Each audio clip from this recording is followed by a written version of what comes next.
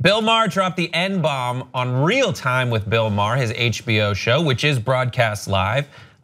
He was sitting down with a senator from Nebraska to talk about how, adulthood is disappearing and people and like grown-ups are, dress up for Halloween and everything. And then it just took a really random turn to the N-word. Take a look. We'd love to have you work in the fields with us. Work in the fields? That's part of that. Senator, I'm a house. So that's that, House N-word. And then afterwards, HBO released a statement saying Bill Maher's comment last night was completely inexcusable and tasteless. We are removing his deeply offensive comment from any subsequent airings of the show, which they did. But it isn't that they got rid of the word itself, that whole clip, they just bleeped it. Actually, they just got rid of the sound. It wasn't even a bleep like we did. And then eventually, after there was enough backlash, Maher issued an apology saying, Friday nights are always my worst night of sleep, because the show airs on Friday, because I'm up reflecting on the things I should or shouldn't have said on my live show. Last night was a particularly long night, as I regret the word I used in the banter of a live moment. The word was offensive and I regret saying it and I'm very sorry. What do you guys think? Okay, so there's been a lot of outrage over this, and a lot of people are pointing out that there have been other comedians who have said the N-word before that were not removed. And I think what's important with the Bill Maher story is to isolate it and contextualize it. And by that, what I mean is that it was an off-the-cuff live moment. So Amir actually brought up that there's that Louis C.K. bit where he literally just talks about his problems with the N-word, but that is a meticulously planned stand-up bit that was likely reviewed and critiqued by other comments. What is so unsettling, I think, about this Bill Maher moment that is really bothering so many people is that it was so sort of unplanned, and it's obviously something that he is comfortable saying in the heat of the moment. It wasn't something that he had really thought through. And I think that is what people are so mad about. And that is why there wasn't that big outcry when there have been other people who've said the N-word in for other comedic purposes, because it seems as though it's been, the context is different. Does that make sense? Yes. And I could be totally wrong about all of this. I am surprisingly, to no one, not an expert on when you should say the N-word. My rule of thumb is never. Right. Yeah. You're both comedians, both stand-up comedians. What have you ever used? Allegedly. It? Allegedly. No, I'm just saying. Okay, joke about literally anything else. Like Gotcha. if you're a good comedian, just riff on anything else. Oh, use the N-word. Like that'll make this funny. But I was talking about my friend. I was talking to my friends about this the other day. Not the N-word specifically, but how one comedian can get away with something like, let's say, an accent, like using a Hispanic accent, we'll go with that. And one comedian could do it on stage and people would find it really offensive, but another comedian could do something really similar and people love it. Right, yeah. So I think that's really interesting. I feel like, I don't think you should ever use the N-word. I just am like, as I said before, there's so many other things to joke about, but also sometimes it just depends who the person is and like the vibe. Yeah. If the crowd is like, yeah, that was funny, or if they're like, yeah, I dude, think just understanding the type of situation or the type of comedian that you are. So another example is Louis C.K. in a conversation with Patrice O'Neill on a podcast from years back, and that is, when people are sort of comparing different moments when white comedians have used the N-word, I don't think that you can make broad blanket statements, because if you listen to that interview with Patrice O'Neill and Louis C.K. and then you listen to the Bill Maher interview with, I think he's talking to a state senator, a white state senator, they sit with you so differently, even if you don't know anything else. So I think that you make a really good point about knowing what sort of a comedian you are, because some comics can get away with that stuff, and Bill Maher is not one of those comedians. And this situation is also, it didn't call for it at all. He said the N-word. Senator. Yeah, like why? It seems so weird. He's like, come work in the fields for us. There are a number of other things I can think that you would retort with. Well, without saying the N-word. What he's doing, what he's saying, to go through his logic in that moment, which you saw in his brain, him working through it. Did you? Yeah, you saw him go, okay, he said work in the fields. Fair. Work in the fields is like, this is, in American politics, I'm talking to a Republican senator about farming. Working in the fields has slave connotations. And he's like, so that is the idea of a slave in the fields. And then I am the sheltered version. I would not be working out there. I would be the alternative. That's what he thought.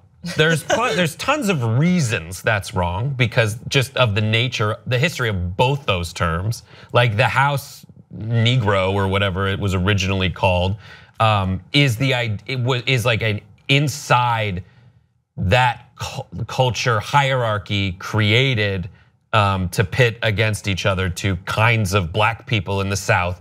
And it has nothing to do with Bill Maher, a comedian, being like, oh, I don't want to work outside.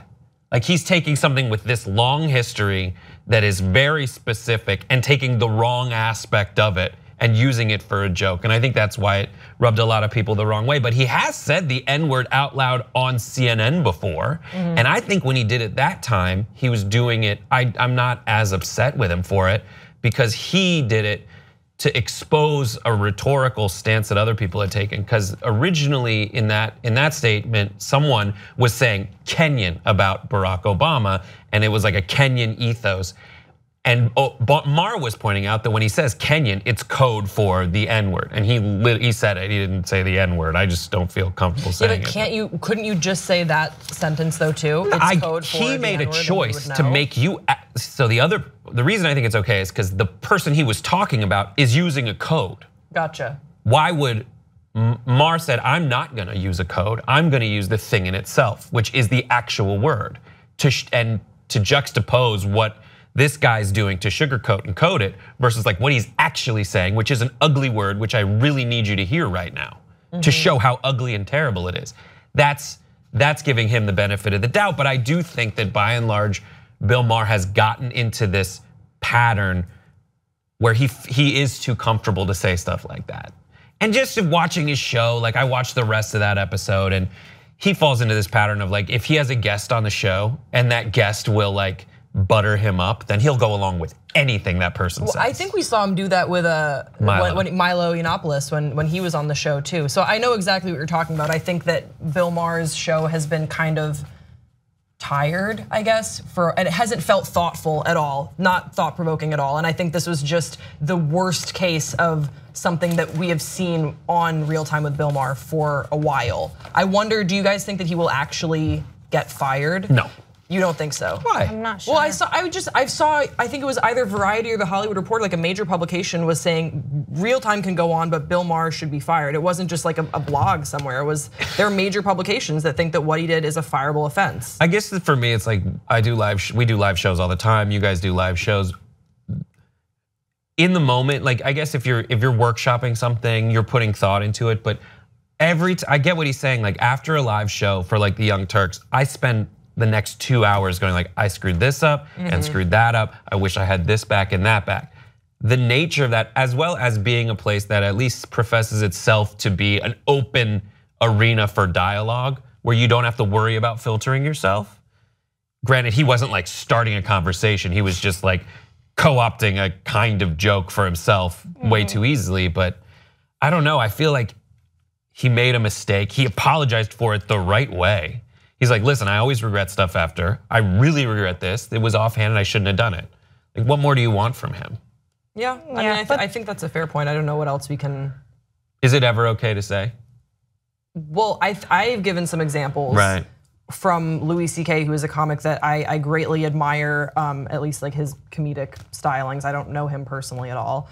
But I think that he is presented some ways where it is like he can subvert kind of what we know about things that you shouldn't say, and he said it with gay slurs as well. Yeah. And I go into those videos being like, he's gonna make me mad, and I think that there is a way when you are the right sort of comedian, when you are gifted and talented enough to really flip things on its head, and he is a comedian that can do that. I am not. I don't think Bill Maher is either. I think there are other comics that I think Bill Burr has done some stuff too, where he is. I mean, not with regards to race, but I think that there are comedians who can kind of get away with things if it's done in a thoughtful way, if you get it reviewed and critiqued by your comedian peers. I think that's really important, and that's what bothers me so much about this situation with Bill Maher, is that it was so off the cuff. He's been on the air for however many years. He's got to be more careful, and I think that we've seen that in his show for a while. He's got to be a little bit more thoughtful in how he approaches things, especially in the Trump era. Yeah. And I'm sure like other people have brought this up too, but then it kind of goes back to like, recently, I feel like just this year, like people lost their jobs for making jokes, like that SNL writer and stuff like that. And it's like, okay, then where are we drawing the line as to who's getting fired for saying what? Right, and like Kathy Griffin had that photo shoot where she was holding the severed head of the president. Right. And she got fired from her CNN gig. I get it because it's the president and it's kind of protected from all that stuff. But here, I at least saw that he was trying to make a specific kind of joke. Sure. So, and it is like, it's a live show. And I don't think he said it to disparage black people. I think he said it out of ignorance, not really understanding what he was doing. And he, I don't know, he regretted it afterwards. What do you guys think? Give us your thoughts in the comments section below. Subscribe to this channel, and we'll see you next time.